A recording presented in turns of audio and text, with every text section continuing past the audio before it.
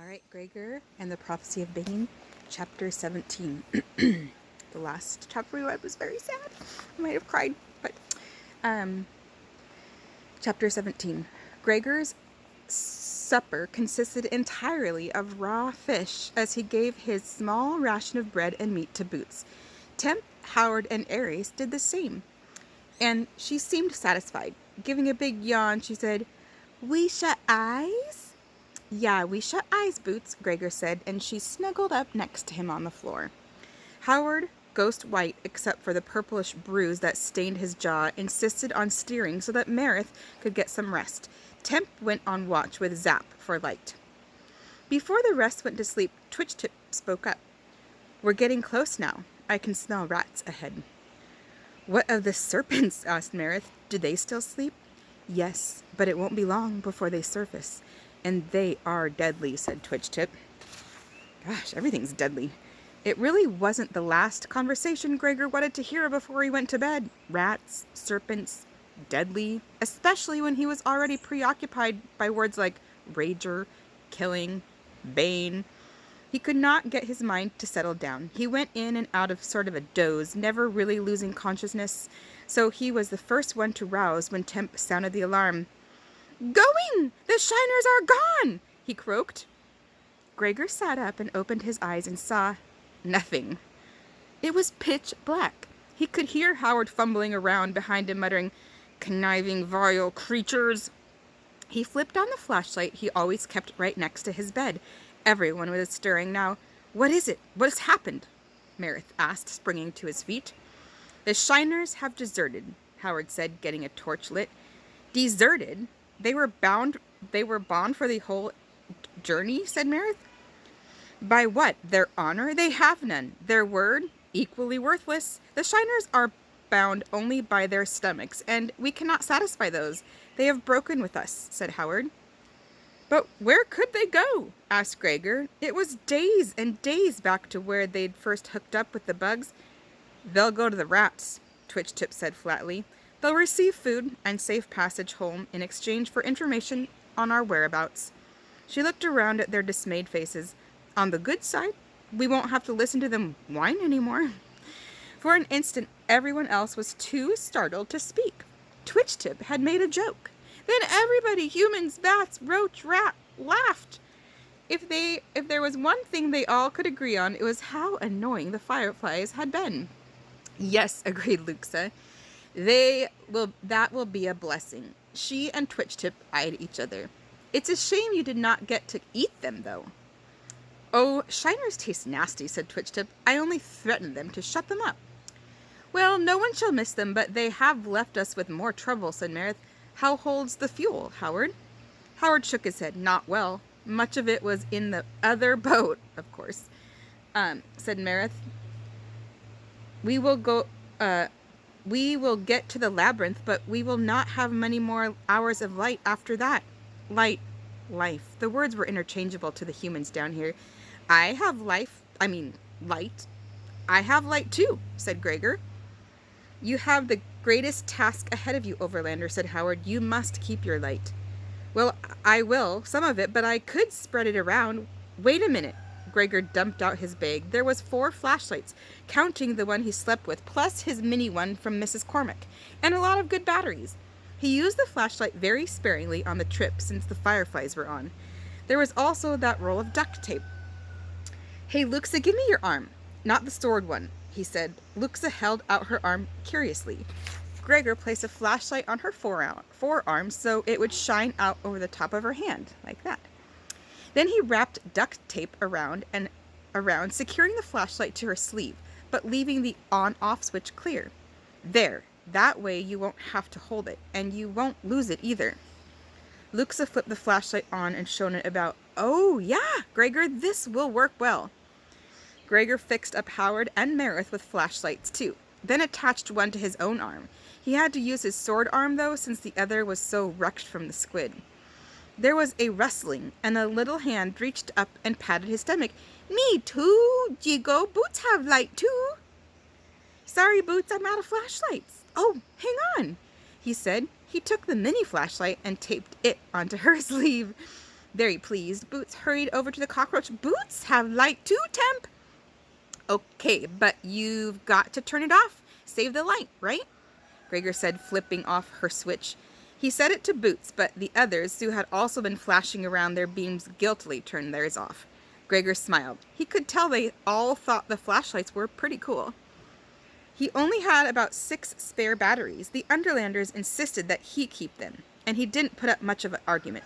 Howard was right about Gregor being the guy who had to take down the Bane, and that sure wasn't going to happen in the dark, with him relying on echolocation. As Gregor was about to turn off his own flashlight, something caught his eye. For days, they'd been in a huge void, with no land in sight except for the deadly island. Now he could see towering rock walls flanking them on either side. They must be in some kind of channel. Twitch-Tip's nose was going like crazy. We will be there in minutes, and Photos, Gloglo, and Zap have done their work. The rats are waiting for us. Can you tell how many? Asked Luxa. 47, Twitch-Tip said without pause. They are waiting in the tunnels above the tankard. What's the tankard? Asked Gregor. It's a round, large shaft, very deep, half filled with water. The serpents sleep on its floor, said Twitch-Tip. So the serpents are some kind of fish? Said Gregor. No, they breathe air, but they can sleep underwater for long periods, said Howard. Gregor thought of alligators. They could sleep underwater too. He hoped there weren't giant alligators. The regular-sized ones were scary enough. I can smell it, Twitch-Tip said. She rose up on her back feet, leaning her front feet on the bow. I can smell the Bane. Up until that moment, Gregor had been secretly half hoping they'd gotten the whole thing wrong, that maybe the Bane was like a fairy tale or a myth or something, and the rats had just been planting the rumor it was around. But if Twitch-Tip could smell it... Are you sure? Asked Gregor. I mean, how do you know it's the Bane and not another rat? I can smell its whiteness, said Twitch-Tip. Only a flash here and there. It's deep in the labyrinth, but there are many layers of stone between us. But it's definitely there. Gregor felt the need to move. He paced up and down the 4-foot strip of floor that was available to him. Okay, so what's the plan? I mean, what do we do when we get to this tankard? Tankard, said Howard. There are several entrances to the labyrinth in the tunnels above the tankard. Whoops. Our original plan involved secretly slipping into one of them and tracking down the Bane on foot, but that was before the Shiners turned on us. So much for plan A. What's plan B? Asked Gregor. There was a long pause. Come on, everybody has a plan B. In all fairness to the Council, Overlander, coming up with any plan that brought us this far was difficult, said Marith. In the Underland, in the event that a plan fails, we usually have 2 options to fall back on. We may fight or flee. Flee? Ahead lay rat-filled tunnels. Behind lay the waterway with nowhere to land except the island teeming with flesh-eating insects. There's nowhere to flee, said Gregor. Well, that makes our decision simple, said Howard. He began to pass out swords. Twitch-Tip, which entrance betters our chance of survival? Asked Marith. There's one at the far end of the tankard. It's right at the waterline. No rat's been in it for years. It may be forgotten, or it may hold some danger that keeps the rats away from it. Although I can't detect what that would be, said the rat. Can you direct us once we enter the tankard? Asked Marith. We are already here, said Twitch-Tip. Gregor flipped on his flashlight, and the others followed suit. They were floating across what appeared to be a giant round pool. The surface was as smooth and unbroken as a mirror. There were no beaches. The water went straight up to the stone walls on all sides. Tunnel openings dotted the walls, some almost concealed by the waterline, others hundreds of feet up. In many of them, Gregor could see large rats. No one moved, not the rats, not the visitors. An eerie silence surrounded them. Then there was a slight scraping sound from above. Splash! Something landed off to their right, causing a fountain of water to spray into the air. Splash! Splash! The rats were tipping boulders out of the tunnel and sending them hurtling to the water below. Well, that's weak. None of the rocks are even getting near us, said Gregor. It was true. The boulders were missing them by a mile. He felt a little better knowing the rats were launching such a worthless attack. Splash! Splash, splash, splash, splash! Luxa frowned. Something is wrong here. Marith nodded. Yes, it is not like the Gnawers to waste their energies on futile attacks. Howard's eyes widened, and he began waving his arms frantically. "Get the boat up, flyers! Get the boat up now!" Twitch-Tip sprang up at almost the same time. "They're waking! They're waking! Fly!" And that's when Gregor put it all together. The rats weren't trying to sink their boat with rocks. They were trying to wake up the serpents. Aurora and Andromeda latched onto the front ropes. Ares got his claws around the two loops in the back, and they lifted the boat out of the water, spinning in a circle as they rose. "Where fly we?" came from the three bats. "Twitch-Tip, where lies the tunnel?" asked Marith. "Stop spinning the boat so fast and I'll tell you," said the rat. The bats maintained a slower circle. Twitch-Tip indicated a tunnel opening opposite the channel they'd come in. "There! The one shaped like an arch." Gregor caught it in his flashlight beam. It was only about 6 feet high, and you could have swum right into it, but it's half underwater. "Does it even have a floor?"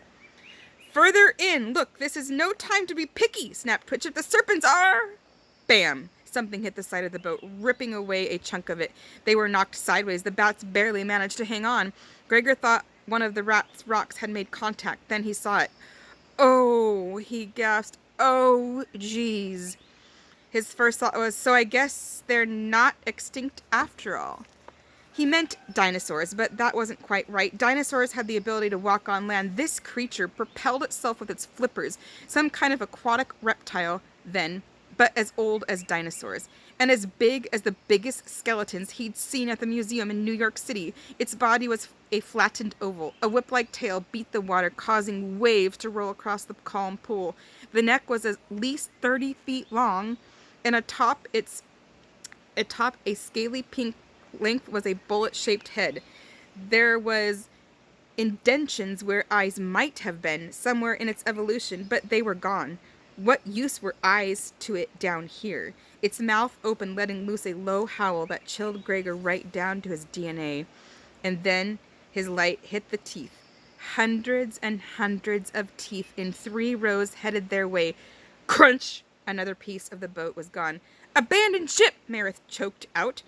Gregor was impressed he'd managed to form a coherent sentence at all. He grabbed up Boots and his pack in one swoop and stumbled for Ares. "On the count of 3, everyone jumps!" called Marith. Gregor realized he meant jumps off the side of the boat.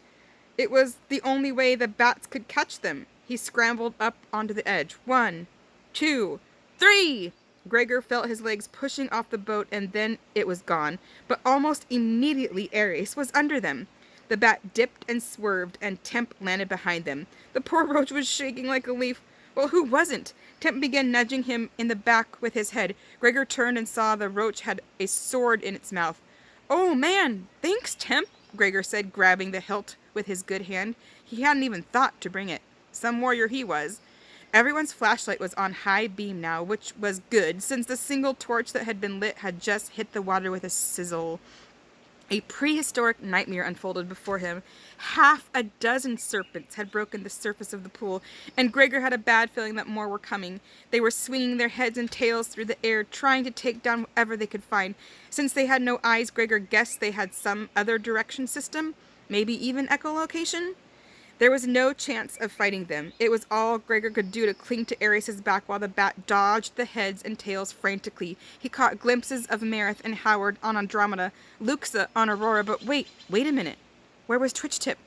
Gregor heard a shriek and saw poor Twitch-Tip dangling by the tail from a serpent's mouth.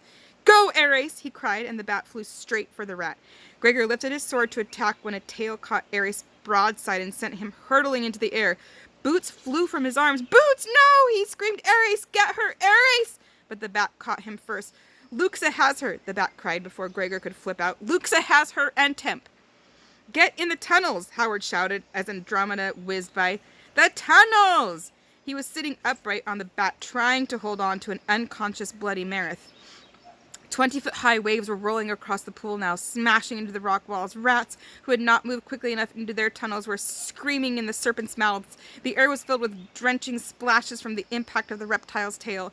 Gregor felt Ares dive. They went straight into the waves, and for a moment he was submerged. When they came up, he was coughing and bewildered. He could feel his bat struggling under the weight of something. They rose in the air, jerking this way and that as Ares dodged the numerous snapping mouths. Then the bat rocketed toward a stone wall, dipped, and they were inside a tunnel.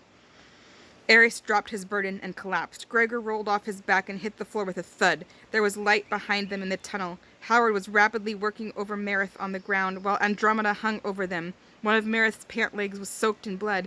In front of him, Gregor saw the shuddering heap of wet fur that was Twitchtip. Blood poured from her nose, which appeared to have been smashed in, and oozed from the stump that had been her tail. There was a sound at the front of the tunnel, and Gregor aimed his flashlight beam, hoping to see Aurora come in with Luxa, Boots, and Temp. Instead, shooting down the tunnel at them were 3 rows of barred teeth. Urgh. End of chapter 17.